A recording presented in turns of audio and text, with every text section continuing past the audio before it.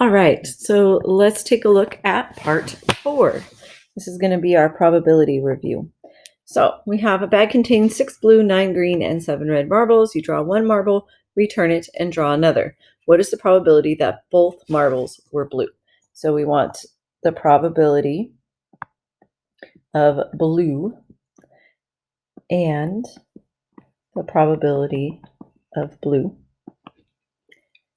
So there's a couple ways we could write that. That's probably not what we're used to seeing. Actually, let me rewrite that for us. So we would probably say the probability of blue and blue. Still not happy with that. One more time, probability of blue and blue. And the way that we saw that in class was we would say probability of blue. Since it's an and problem, we would multiply probability of blue. And this case, since it says return it, you draw one and return it and draw another, then each one is independent of the other. So if I look at, there are 6 blue marbles out of, let's total that up, 6 plus 9 plus 7, I believe we get 22. So I would have, let me double check that, 15 and 7, 22. Yep. Oh, sorry, going back to the beginning. Okay, so I would get 22. Then I put the marble back and I draw again, and I still have 6 blue marbles out of 22. Then when I multiply those, let's see what I get. 6 and 22, I get 36 over 484, which reduces to 9 over 121. All right, on to the next. The next one, we draw one card out of a standard deck without replacing the first card. You draw a second card. So without replacing, that's going to be important. What is the probability that you draw a face card and then an ace? So then an ace, we would say probability of a face card and an ace.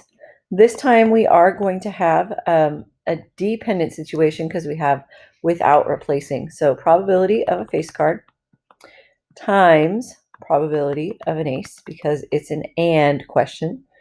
All right, so probability of a face card, there are 12 face cards, 3 face cards in each suit. So Jack, Queen, King, those are your face cards. And then we have that in each one of the different suits. The suits being hearts, diamonds, clubs, and spades. So 12 out of 52.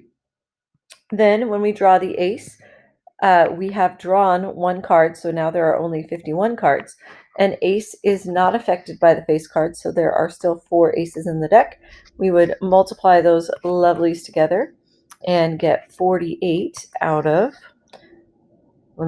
divided by 50. Let me do the 52 times 51. I get 2652, and reduce that,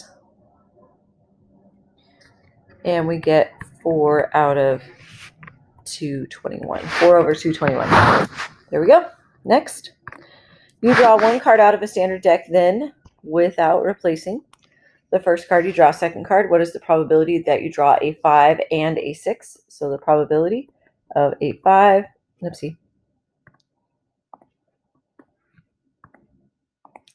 and a 6.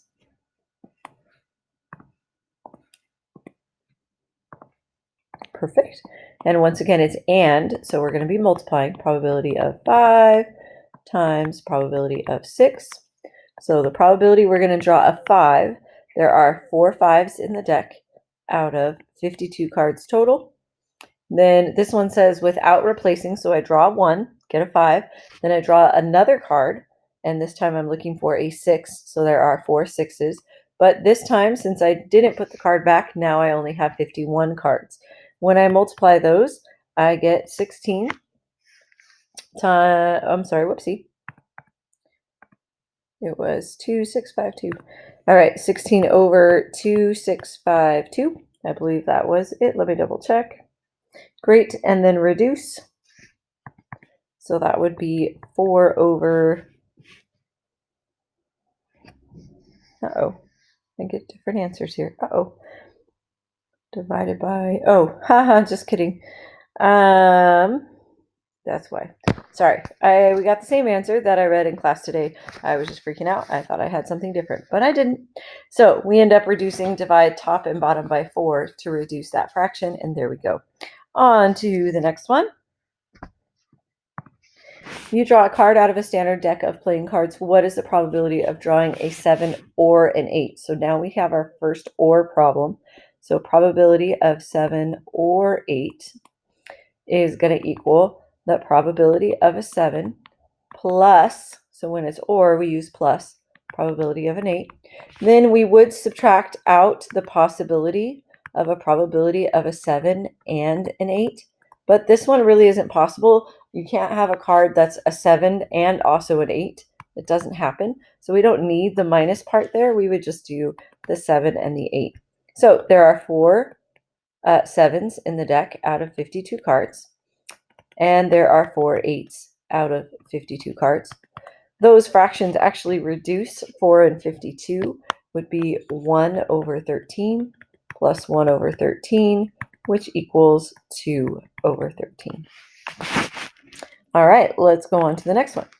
State if each scenario involves a permutation or combination, then find the number of possibilities. So we have a group of 20 people enter a pie eating contest. The top 3 contestants who eat the most pie in the allotted time win $100, $50, and $20 respectively. So does it matter what order they win? They finish eating their pies? Yes, because each person earns a different prize. So the order matters, which means this would be a permutation. We use permutations when the order matters. So we have a group of 20 people, and we are doing the permutation. So 20 permutation, and we want the top 3. So we would either do that by hand or type that into our calculator. And with that, we should get 6,840. All right, let's try the next one. Number 6, a group of 40 people want to pick 3 committee members. So this one, since they're picking committee members and not like officers, not like president or vice president, just people to be part of the committee or the group, this one is about groups, so it would be combination. Since it doesn't matter what order each person is picked in, they're still part of the committee. So this would be a combination. And we have 40 people, and we are going to choose out of that 3. So we would put that into our calculator, and that gives us 9,880. All right, number 7, a student is doing missing assignments. He is missing 8, but he has only has time to do 6. He must choose which ones to skip. So this one is not about what order he's doing it in. He's just choosing a pair of 2 assignments to skip. So this would be a combination because it's not about the order. Let's see. Not about the order, just about picking 2 out of the group.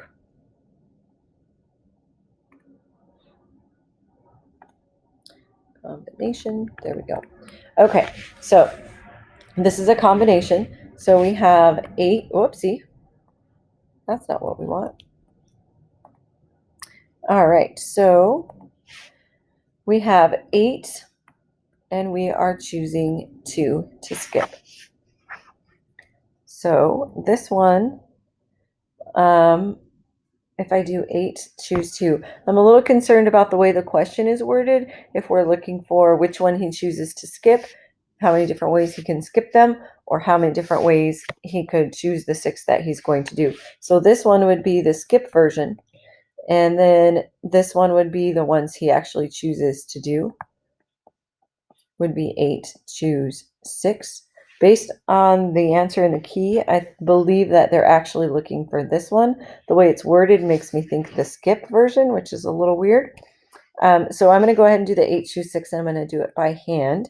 So this would be 8 factorial over 8 minus 6 factorial, and then 6 factorial.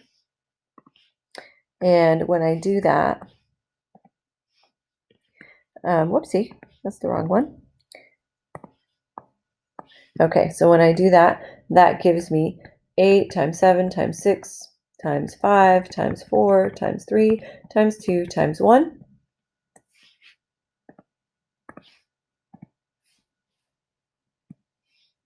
And then in the denominator, I have 8 minus 6 is going to be a 2, but I have that 6 factorial, so I'm going to do 2 times 1, that's my 2 factorial. Then I have times 6 times 5 times 4 times 3 times 2 times 1. Those cancel, those cancel. I'm left with 56 divided by 2, which gives you 28, which is the answer I read in class today. So again, apparently they're looking for which assignments he's going to do. That wording was a little bit tricky. It should not be tricky on the final. All right, so let's go on. Evaluate the expression. So I just kind of showed us how to do that. Yes, you get to use calculators, but I'm still going to do these by hand. So this would be 15 factorial. This is 15 minus 4, following our formula, and then 4 factorial. So this would be 15 times 14 times 13 times 12 times 11 times 10 dot dot dot all over. 15 minus 4 is going to be 11. So I would have 11 times 10. Oopsie, that didn't go well. So 11 times 10 times 9 times blah, blah, blah. And then I have also 4 factorial. So 4 times 3 times 2 times 1. So I would cancel the 11 on down, and I would be left with the remaining things to multiply out. So in the numerator, I get 32,760. In the denominator, 4 times 3 is 12, times 2 is 24. And divided out, I get 1,365. For number 9, which is using the permutation, I'm going to use the formula. I'm going to jump down to number 9. So this is 12p2. So I'm just doing it right over here. I have 12 factorial over 12 minus 2 factorial. So that would give me 12 times 11 times 10 times 9 times 8, blah, blah, blah, all the way down. 12 minus 2 is going to be 10 factorial. So 10 times 9 times 8, blah, blah, blah. Cross out the 10 down, cross out the 10 down. I have 12 times 11, which is going to give me 132. On to the next one. Number 10, fourth term in the expansion. This we didn't have to do. There isn't a question like this on the final, but I will show you in case you're curious how to do it. So we start with the exponent. Tells us which row of Pascal's triangle we are using, the 6th row. To recreate that quickly, I would do 1, 1, 1, 1, 2, 1, and just create Pascal's triangle like we talked about in class. And here's row 6, 1, 6, 15, 20, 15, 6, and 1. Okay, so I would have, I'm only looking for the fourth term, so I'm really just going to use the first 4. 1, 2, 3, 4. There's my first 4 numbers in Pascal's triangle on the 6th row right there. Okay, then the exponent tells me what power to start with. So I'm going to do the first one. Remember, this one works its way down. The second term works its way up. So I would have times 1 to the 6th, 1 to the 5th, 1 to the 4th, and 1 to the 3rd. Then my second term is that whole 3x. So I would do 3x to the 0, because this one works its way up, starting at 0. 3x to the first, 3x to the second, and 3x to the third. Then I only care about the fourth term, so I'm going to ignore these other guys. I don't really care about them. I only care about this one. So 20 times 1 cubed is 1. This one I have to do 3 cubed times x cubed. So that exponent goes to both things in the parentheses. So that gives me 20 times 27 times x cubed, which gives me, whoopsie, a final answer of 540 x cubed. So that would be your answer. On to the next one. This one also is not part of the test. And this one's a bit more involved. I left off, we need the 8th row of Pascal's triangle. So I'm going to go back. On this one, I made it to the 6th row. So the 6th row, let me just copy that. The 6th row was 1, 6, 15, 20. That's a horrible 20.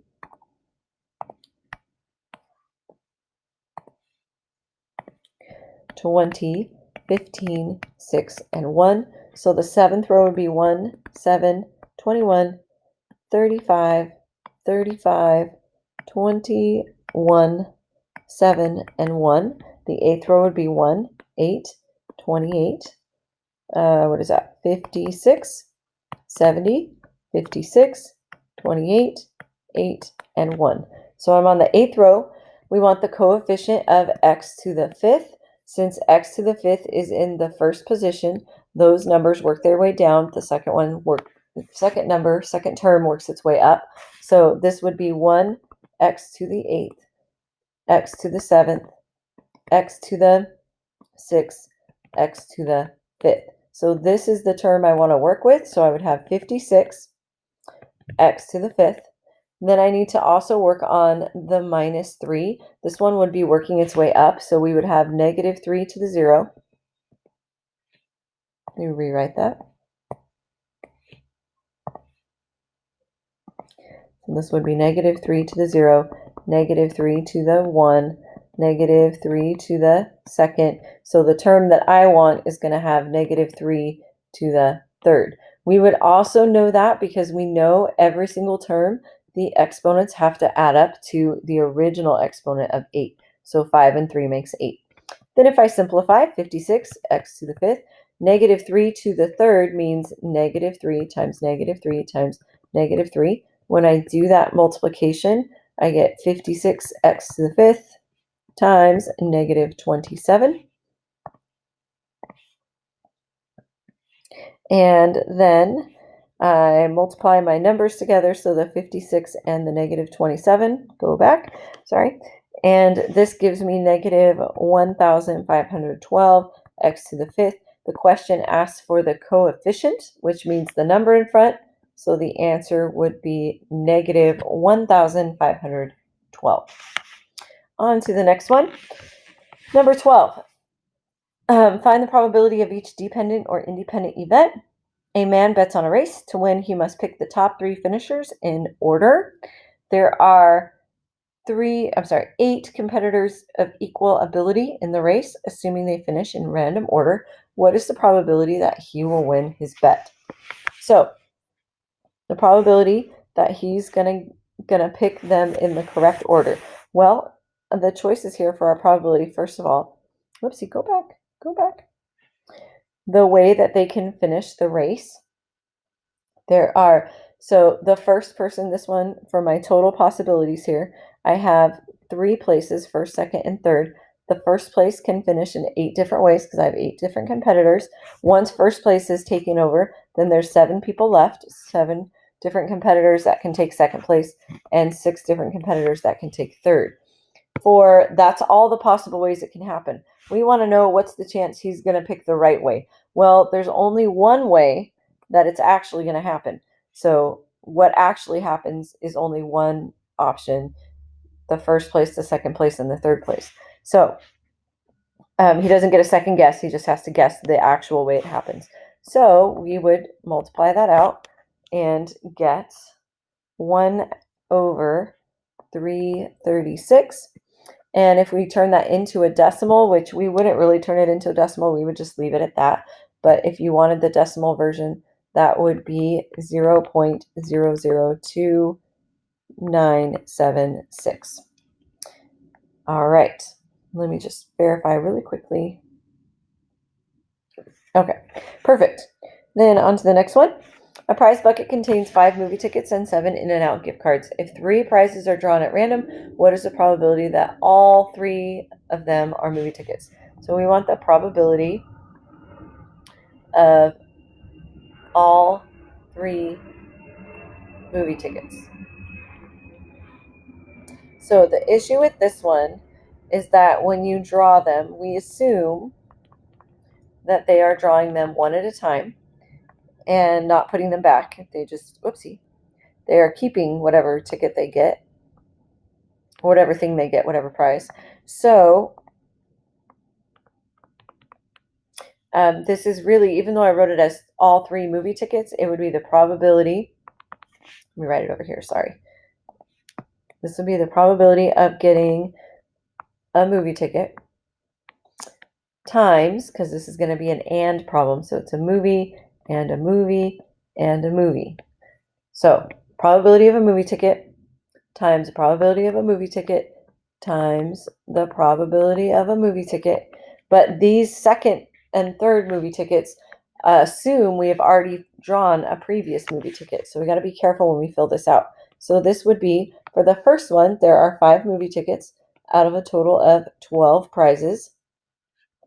Then when I go to draw the second one, we assume we got the first movie ticket. So now I only have 4 left out of now 11 prizes, because again, 1 has been taken out.